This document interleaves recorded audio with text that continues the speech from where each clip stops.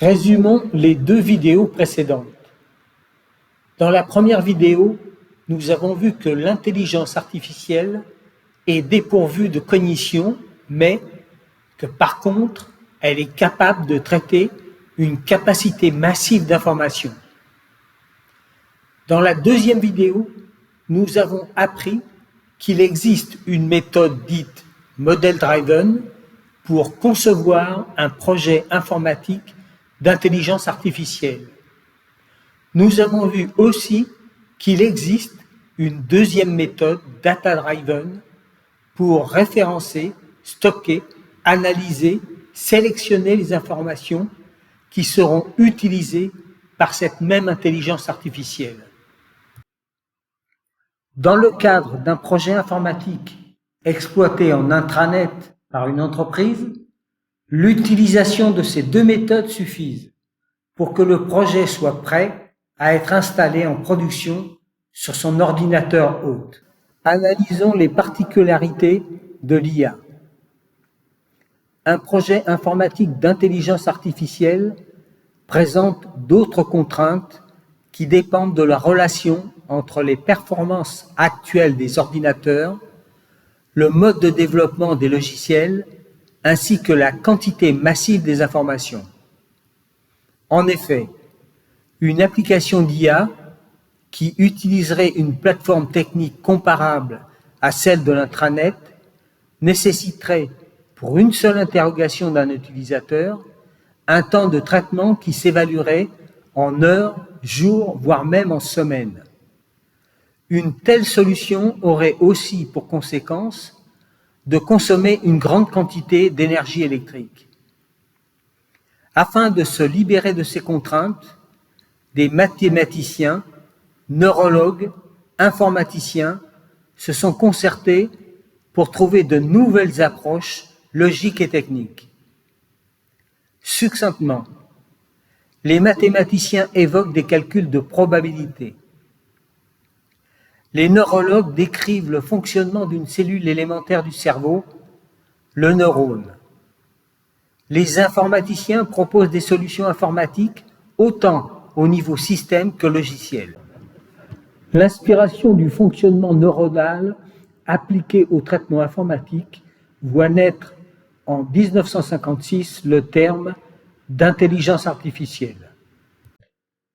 Pour que l'IA devienne opérationnelle, il faut diminuer les temps de réponse, diminuer la consommation d'énergie électrique, collecter des données pertinentes, instruire l'IA avec un échantillon de test, surveiller l'évolution des données et leur pérennité, permettre à l'IA de s'auto-former avec l'évolution des données, puis sécuriser les traitements et les données.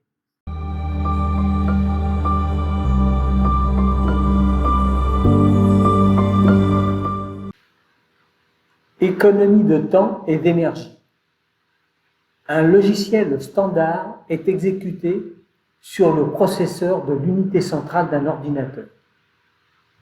Même dans le cas où ce dernier posséderait plus d'un processeur, actuellement, ses performances d'exécution sont insuffisantes pour satisfaire les besoins d'un logiciel d'IA.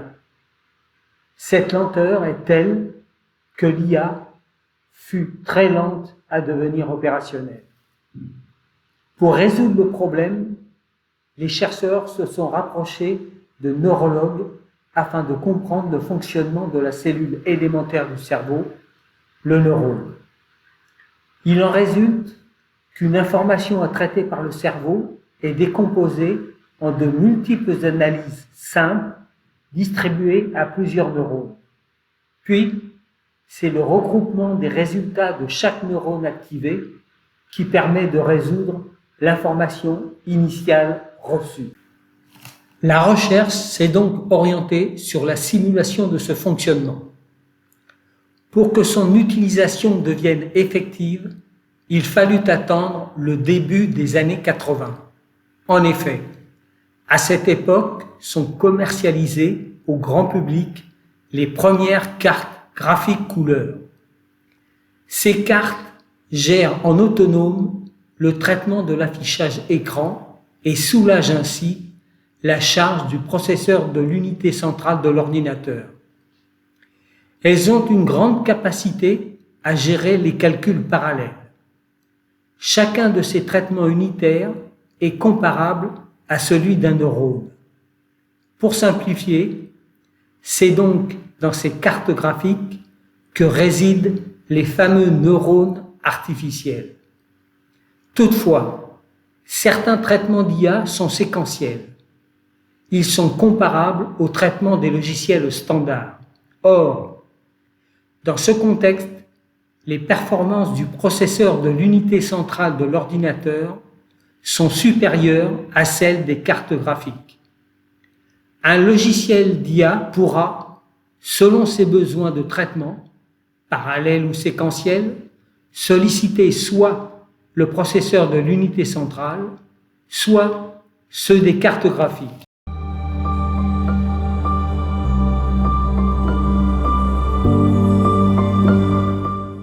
Sans détailler le fonctionnement technique d'un neurone, nous pouvons décrire succinctement son utilisation logique.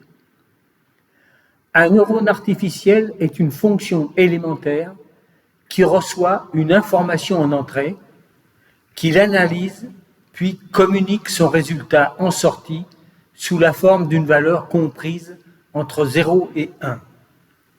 Cette valeur est alors utilisée comme l'expression d'un pourcentage. Par exemple, imaginons un neurone qui analyse la couleur bleue. En entrée, il reçoit une couleur quelconque. Elle est analysée par le neurone.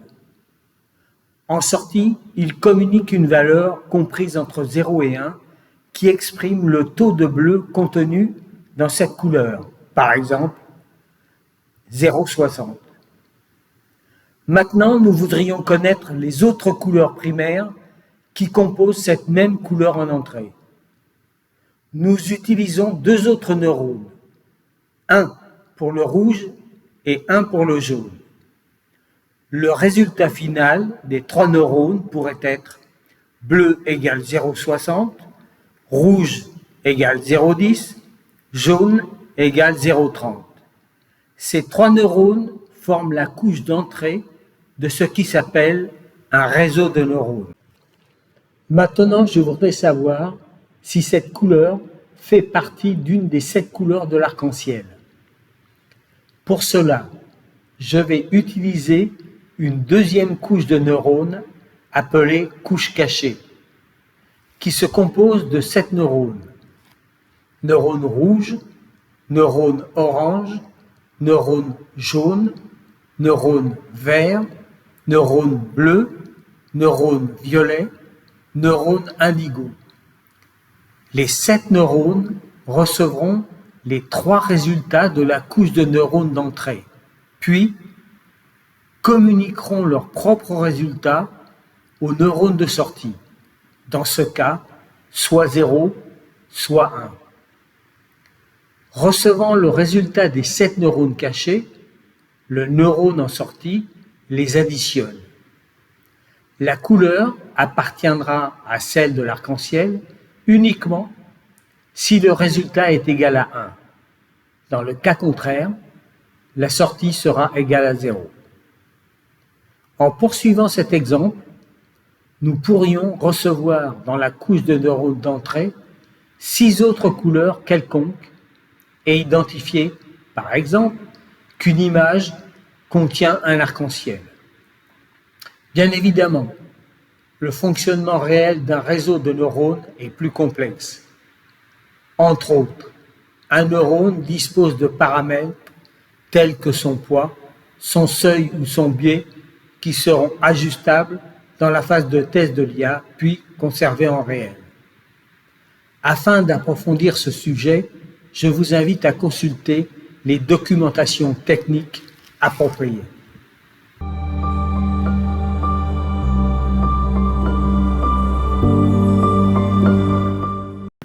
L'intelligence artificielle doit suivre un processus d'apprentissage avant et pendant son exploitation. Pour cela, 2 démarches sont adoptées. L'apprentissage automatique, ou machine learning, et l'apprentissage profond, ou deep learning. L'apprentissage automatique est utilisé pour des applications d'imagerie, de moteurs de recherche, d'aide au diagnostic, de fraude de cartes de crédit, de cybersécurité, de bourse, de robotique, etc. C'est un apprentissage basé sur les mathématiques et les statistiques. Les 2 disciplines permettent à l'IA de s'auto-former à partir des données. Pas besoin de modifier les programmes pour gérer de nouvelles situations. Néanmoins, la conception de l'apprentissage automatique d'une IA comporte 2 phases. L'observation des données afin d'en déduire un modèle et la mise en production qui consiste à traiter les données avec le modèle afin d'obtenir les résultats attendus. L'apprentissage automatique est qualifié de supervisé lorsque les données contiennent des références ou des mots-clés qui permettent de déduire le résultat. Par exemple, l'apprentissage automatique supervisé est dit de régression lorsque les réponses sont obtenues statistiquement, alors que l'apprentissage automatique supervisé est dit par renforcement lorsque les données sont récompensées par l'incrémentation automatique de leur niveau d'intérêt qui peut se comparer à un score de performance. A contrario, dans le cas le plus général, lorsque les données ne contiennent pas de références ni de mots-clés, alors l'apprentissage automatique est qualifié de non supervisé. Dans ce cas, il faut déduire la structure des données par calcul de probabilité ou par des réseaux de neurones. En dernier lieu, il existe d'autres modes d'apprentissage automatique, mentionnés ici seulement à titre informatif, qui sont les apprentissages semi-supervisés, partiellement supervisés, auto-supervisés ou par transfert. En résumé, l'apprentissage automatique permet à l'IA d'adapter son comportement en fonction des situations rencontrées, aussi bien lors de sa mise au point que pendant son utilisation réelle. L'apprentissage profond est utilisé pour des applications de reconnaissance faciale ou vocale, traitement automatique du langage, interprétation d'images et autres. L'apprentissage profond utilise les réseaux neuronaux avec lesquels il extrait les caractéristiques des données qui résultent elles-mêmes d'un processus d'apprentissage. Expliqué différemment, c'est une cascade de couches neuronales cachées qui se transmettent leur apprentissage pour en déduire d'autres.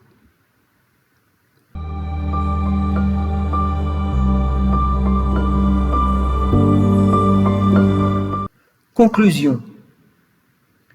Pouvant traiter une quantité d'informations surdimensionnées par rapport à celle de l'intelligence humaine, l'intelligence artificielle apporte de nouvelles solutions dans la majorité des secteurs professionnels. Son développement ainsi que son utilisation nécessitent de nouvelles compétences professionnelles. Évidemment, elle en supprime d'autres. C'est une réelle mutation incontournable.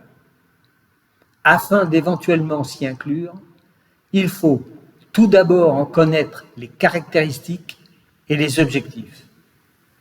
Cette série de 3 vidéos dédiée à sa présentation succincte vous aidera peut-être à vous y intéresser. Merci pour votre attention.